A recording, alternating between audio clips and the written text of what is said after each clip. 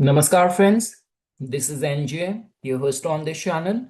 So friends, in this video we will have our discussion on Atmakaraka, your soul significator planets, some of the very important placements. I mean to say, we know that in our astrological chart, Kendra Bhavas act like the pillar of strength, source of strength. Our foundation in the life is generally seen from these houses. So imagine if your Atmakarak soul significator planet is going to be based over here in this house. So how can it impact the evolution of your soul?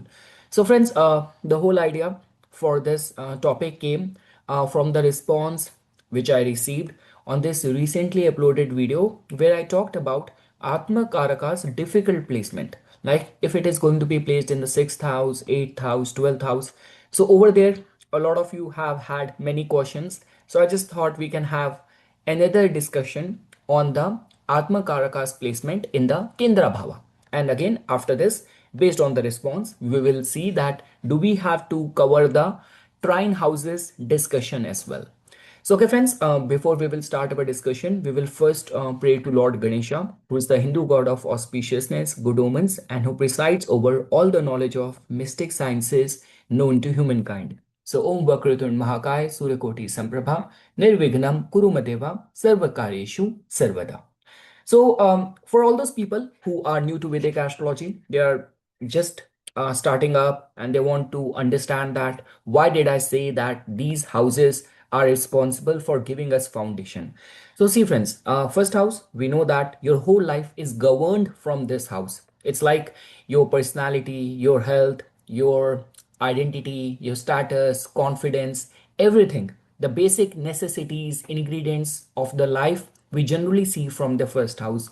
Fourth house is the most underrated house, but trust me, all those people who you will find, irrespective of being successful in the outer world, they remain very destabilized in their personal life, always insecure. There is no family support, no strong foundation in the life. So all of that happens if the fourth house is afflicted. But if the fourth house in the chart is strengthened, so all the basic necessity of the life, like add the element of luxury to it as well. So for the asset building, having your vehicle, having your houses, lot of the real estate in your name, family, friends you can trust, and these are the people, if the fourth house is strengthened, you will find them very rooted, very stable, and with very deep roots and strong foundation in the life. And again, because how beautiful you are deep from inside. So that we also get to know from the state of your heart, your emotions, your feelings, right? So that also we get to know from the fourth house.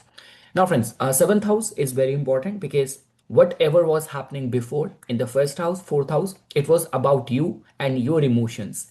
But once you reach the seventh house, now you are in this world where you have to establish relationship with the communities, with the societies, with the other people.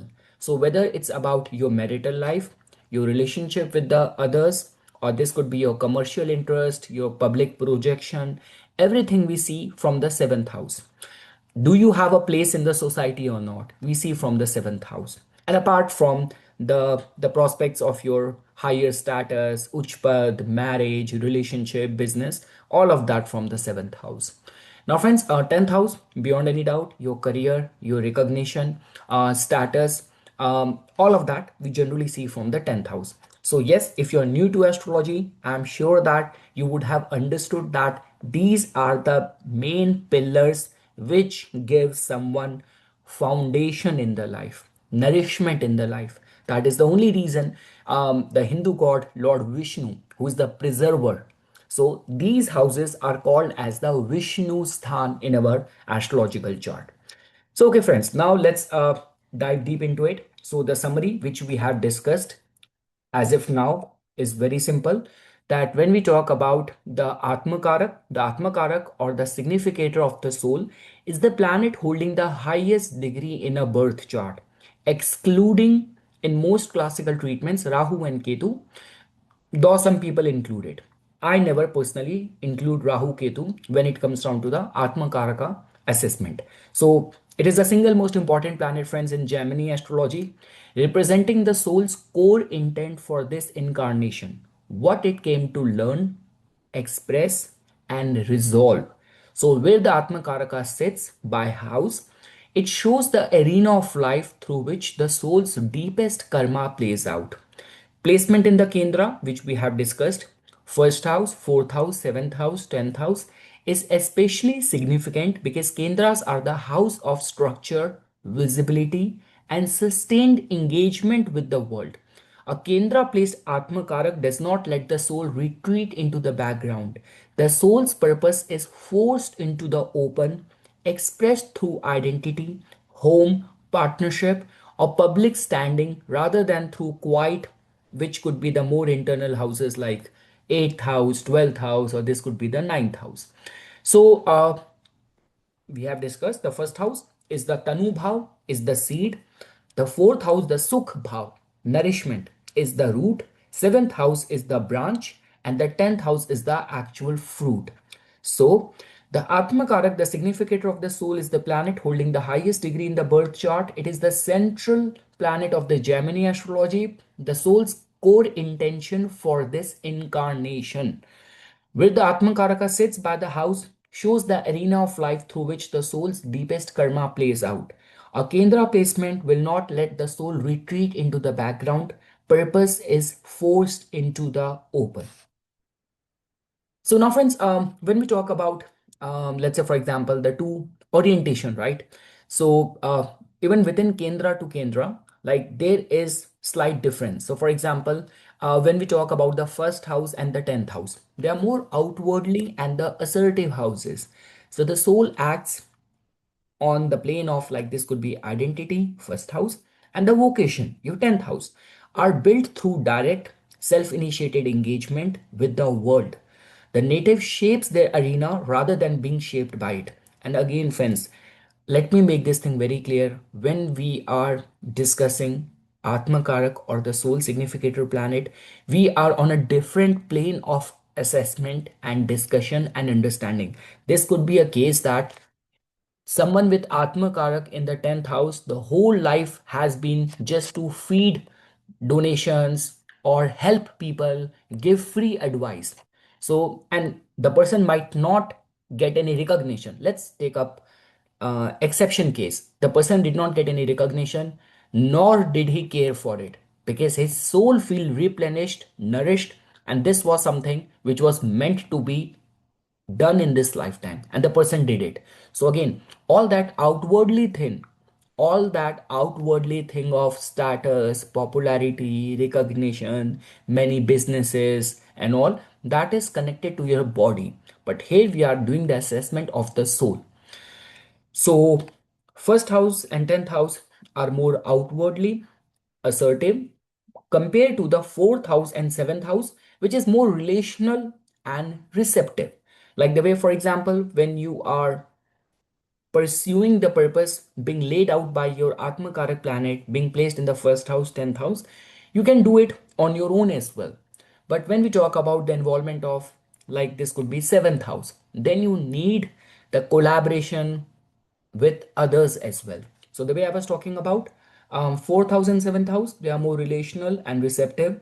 The soul is shaped through connection, home, and partnership become the mirror through which the native comes to know themselves. Growth arrives through relationship, not through solo effort. So now, friends, let's say, for example, now let's take all these houses step by step. So for example, if you have to understand the Kendra analysis of the first house, your soul significator Atmakarak planet is placed in the first house. So the soul's purpose is the self. See, look at in this way, that when the Atmakaraka sits in the Lagan, identity itself becomes the primary vehicle of the karma. This is often called a placement of high self awareness and unchecked high self absorption. The native's life lesson arrived through direct personal experience rather than through others. So, what you can get to know with this placement of the Atmakaraka and the first house about the public life. So this could be like strong, often unmistakable personal presence. Such natives tend to be recognized as individuals first. Their name, face, and personal brand often outweigh whatever institution or group they belong to. When we talk about their relationship, if the Atmakaraka is in the first house, so the first house Atmakara can make relationship feel secondary to self discovery. Partners may feel the native's primary relationship is with their own becoming. There can be a lesson here in learning to let others matter as much as the self does. Friends, when we talk about the soul lesson, so to individuate, I mean to become a distinct, undiluted expression of one's own nature, while learning that self actualization is not the same as self centeredness. The shadow risk is ego inflation or main character narcissism. The growth path is authentic individuality that serves something larger than personal identity. And lastly, friends, when we talk about what to expect when the dasha activates, right? So Atmakaraka's Mahadasha here often brings major identity turning points. So this could be renaming yourself, a reinvention of your like life choices. A physical transformation could also happen, or a period the native later describe as when I became myself. Now, friends, when we talk about like if you have to understand Atmakaraka's placement in the fourth house, so the core theme over here is that the soul purpose is anchored in belonging, like home and inner peace, sukh. So the fourth house is the most private of the Kendra, concerned with mother, homeland, emotional foundation, and the inner sense of security beneath all outer achievement. And Atmakarak here means that the soul's karma is deeply tied to where it belongs and what it calls home, like literally or emotionally, I mean to say. So, friends, when we talk about the public life, so the we say the counterintuitively, even public figures with their Atmakarak in the fourth house often build their public identity around home, heritage, nation, real estate, nurturing, domestic themes. This could be education, hospitality, or homeland politics, ancestral property, agriculture. Some of the people who also talk about a lot about the patriotic theme, talk about the like the military, security, and sense of duty. All of that is the fourth house. So their outer success is frequently in service of an inner need of rootedness. Friends, when we talk about the relationship, so the mother or the maternal lineage often carries unusually strong karmic weight in the life of this person. There can be significant life lessons around the native's relationship to the home itself, like a difficult early home life prompting a lifelong search for belonging. Or this could be an unusually strong home base that becomes the native's power center. And friends, when we talk about the soul lesson, so to find and secure genuine emotional peace, not performed contentment, but the real sukh, the we say, um, I'm forgetting that word, Sat Chit Anand. So, for many fourth house Atmakarak natives, they will not feel truly successful until their inner they will not feel truly successful until their inner emotional foundation is stable, regardless of external achievement. The shadow risk is homesickness as a permanent condition, like chronic restlessness or over identification with land, property, nation as a substitute for inner peace. And friends, when the dasha gets activated, Atmakarak dasha periods here often bring relocation. There's a possibility of that. A change in living situation. There's a possibility of that. Property matters, a major shift in the relationship with the mother or one's own sense of home. So a lot of the soul searching happens when the Atma Karak is in the fourth house. You would have heard like, oh, I went to East, I traveled to India, I took a pilgrimage to Tibet, I took a pilgrimage to Kailash, I moved to South America, I moved to Philippines. That generally happens when you are seeking something deep in the life. And let's say, for example, if it is a planet like Saturn, which gives that concentration, meditation powers, it matures with age, that sense of stability, maturity, retention power. So, let's say, for example, if Saturn being the Atmakaraka placed in the fourth house, and that transition in the life is bound to happen in your late 50s or mid 50s, it is actually going to be very fulfilling for that person. Now, friends, when we talk about like Atmakaraka in the seventh house, so it's like the core theme is going to be that the soul purpose unfolds through partnership, marriage, and the mirror of the other. Like this is one of the most relationally intense Atmakarak placement because the seventh house is the house of the spouse, partner, and of open enemies as well. Business partnership and one-on-one dealings of every kind. And Atmakarak here means the self cannot be fully known except through significant one-on-one relationship. The other becomes the primary teacher. So I mean to say, the public life of this person could be often visible through partnership, like being a co-founder, marriages that become part of the public narrative, business alliances, or careers built on negotiation, diplomacy, contracts, or representing others. Being in a law, diplomacy, matchmaking, consulting, PR. So public standing is frequently relational rather than solo. The native is known in relation to who they are paired with. So that becomes very important if your Atma Karak is placed over here. Again, it's not only about the Dara Karak, it's about the Atma Karak. That means whatsoever and whomsoever you will be paired with. So the public standing and the soul fulfillment is going to be connected through it. So get married very carefully. Relationship, friends, so marriage or partnership is rarely incidental in this chart. It tends to be one of the most significant karmic events of the life, sometimes with more than one major partnership serving as a turning point. The native often learns who they are only by seeing themselves reflected in a significant other. And friends, when we talk about the soul lessons, right? So to achieve genuine balance and mutuality, moving from either self erasure in relationship, like losing oneself in the partner, or projection, making the partner carry disown part of the self toward real reciprocal towards real reciprocation, I mean to say reciprocation becomes very important. So the shadow risk is like a life organized entirely around approval seeking or codependency. The growth path is partnership as a conscious mirror work. And friends, like if let's say for example you're this Atmakarak being placed in the seventh house, when it will get active in the Dasha. So the Atmakarak Dasha periods here are classically tied to marriage, major partnership formation or dissolution, and significantly public legal dealing with others. And lastly, friends, so if your Atma Karak is in the 10th house, so obviously that goes without saying. Okay, we have a separate slide for that. If it is going to be planet like Sun, so popularity is going to be there. If it's going to be Mars, so Sun, Mars, Saturn doing something for the government, there's going to be high possibility of that. So because there are like certain planets which gets the directional strength in the 10th house as well. So if that planet being the Atmakarak is in a perfect alignment, that is a win-win situation for you. So friends, the core theme is the soul purpose is realized through karma, vocation, reputation, and public contribution. And again, friends, understand this thing.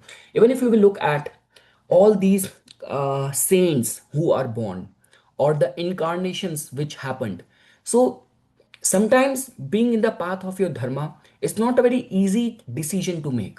Like especially Osho have given a lot of commentary on the Gautam Buddha's life, and he has talked elaboratively on the moment when Gautam Buddha had that enlightenment and he left his family behind. So, and then afterward, Gautam Buddha's like his father, who was a king, he was a prince. Gautam Buddha was a prince. Even his father kept on trying to bring him back to that royalty rather than suffering like a mendicant, like a monk, and the hardship. So I mean to say, these are not easy choices to make when your Atma Karak is in the 10th house. So, to others, or this could be a case to your partner, you might sound as a very cold person that, okay, you only care for your job, you only care for your reputation, your marriage, your spouse, your children, other things don't matter to you that much. But again, it's because the fulfillment is coming from there. So, friends, the 10th house is the most outward facing Kendra, like career, status, authority, and dharma expressed in the world. So, an Atmakarak here is considered as one of the clearest placement for a life defined by public role and visible achievement. The soul chose in this incarnation to be known by what it does in the world. So when we talk about the public life, So often the most straightforwardly public of the four placements, like strong career drive, a need for recognized accomplishment, and a tendency to build identity around vocation, title, or reputation. Like these natives frequently cannot separate who I am from what I have built, for better and worse.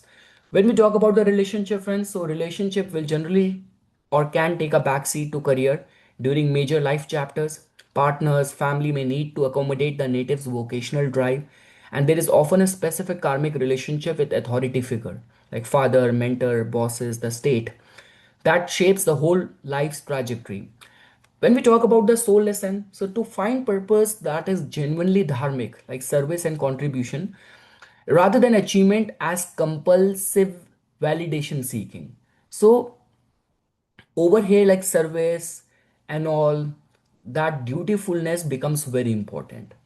The shadow risk is burnout, obviously, workaholism, or an identity that collapse if the career falters.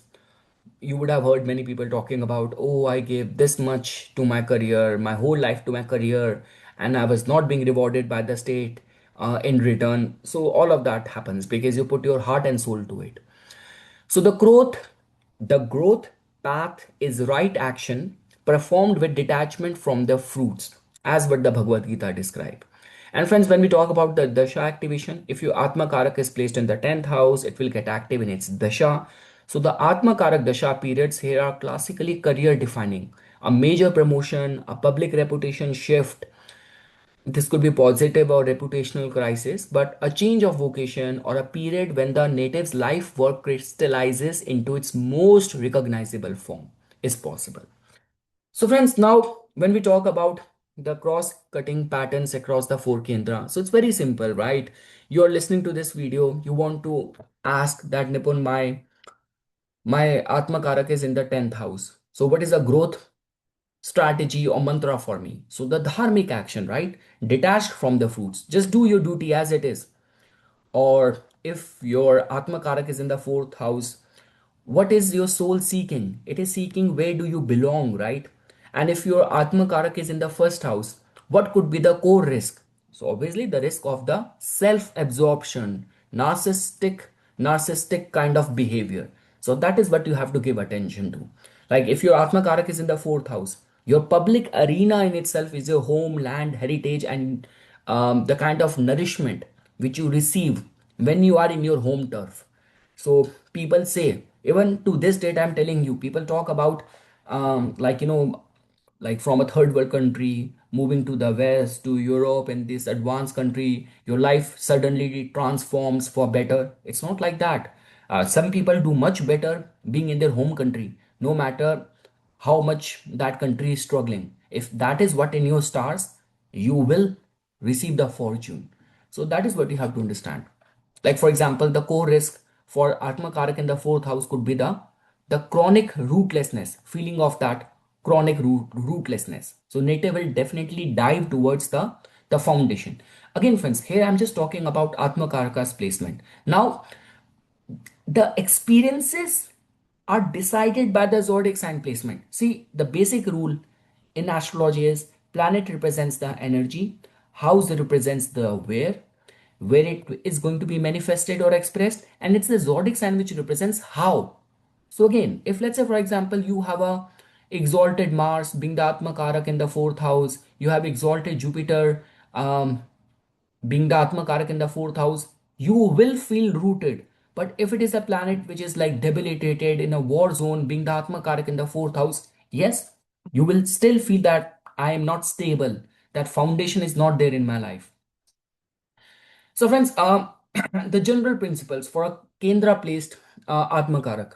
So, when we talk about visibility, that is non negotiable. I mean to say, unlike an Atmakaraka and a Dushtana, or a quiet house like 4th house, 8th house, 12th house, kendra placements mean the soul growth cannot happen invisibly. Life will keep placing the native in the situations of identity, home, relationship, or career that demand engagement. Withdrawal is not a long-term option. The Kendra in itself, friends, act as a teacher. I mean to say, because Kendras are houses of structure and sustained effort. They are not fleeting, depleting like the third, 11th, or hidden like the 12th. So mean the soul lesson here are tend to be slow building and cumulative rather than sudden, which could be eighth house. We talked in the last video, right? Or filled with hardship, which could be the sixth house. So the mastery through repeated real world engagement over the Atmakaraka's dasha and beyond is possible, being in the Kendra. Raj Yoga potential. So classically, friends, a well-placed, well-expected Atmakaraka and a Kendra can indicate a life of considerable public stature. Kendra houses are the Vishnu Sthana, houses of sustaining power, and the sole significator placed there can produce genuine authority, not just ambition. And friends, when we talk about, see, the affliction can change the register, not the theme. What do I mean by that? So, a heavily afflicted Kendra Atmakarak does not remove the theme, like theme of identity, home, partnership, career. Career will still remain central. All these things will remain central. Your identity, home, partnership, career. It just makes the lesson harder. The way I mentioned, how? If the zodiac sign, the Atmakarak and the Kendra Bhava is not comfortable as per the zodiac sign placement, so these lessons will become harder. So, identity crisis instead of confident individualization, homelessness or estrangement instead of rootedness, painful partnership instead of conscious mutuality, or career instability instead of steady authority. The arena stays the same. Affliction determines whether it's traversed gracefully or through repeated hard knocks. So, friends, reading the full picture, all what I can say over here at this stage after this whole discussion, that which planet is the Atmakarak, knowing that becomes very important. Its natural significations will color how the Kendra theme is expressed. So, Mars being the Atmakaraka in the 10th will express career purpose very differently compared to the Venus as the Atmakaraka in the 10th. Sign and dignity of the Atmakarak, friends. So, exalted in the own sign will strengthen the soul's confident expression of that Kendra theme. Debilitation or affliction complicates it, the way we have discussed the pros and cons. Aspects to the Atmakarak. So, friends, especially from the Jupiter, elevates the soul lesson toward wisdom, or malefics can intensify the struggle before the mastery. So, when I say aspect, if you're following the Gemini, so you know that the dual signs 3, 6, 9, 12, they aspect each other. It means the planet being placed over there will aspect each other. The in the When we talk about the movable houses and the fixed houses, so movable sign will aspect all the fixed sign except then the sign next to it. So for example, the Aries is a movable sign, but when we talk about the fixed sign 2, 5, 8, 11, so Aries will not expect Taurus but will expect Leo, Scorpio, and Aquarius. I'm sure these are the basics you will be knowing about it. And friends, when we talk about Atmakarak, Amatyakarak relationship, so the Amatyakarak, the second highest degree planet in relation to the Atmakarak, is the co-relationship between the soul purpose and the life role. It's very important. And it's Gemini also call it one of the best combination. And the Dasha of the Atmakarak, friends. So the period when this Kendra theme becomes most active and unavoidable in the daily life. Again, it has more to do with the soul nourishment and refinement. Imagine you were supposed to become an astrologer, you were supposed to become a monk, a guru, and for the better half of your life or the initial first few phases of your life, you were just doing something which was completely in contradiction. So I mean to say, yes, the Dasha of the Atmakarak connects you with your soul purpose. Thank you, friends, for watching.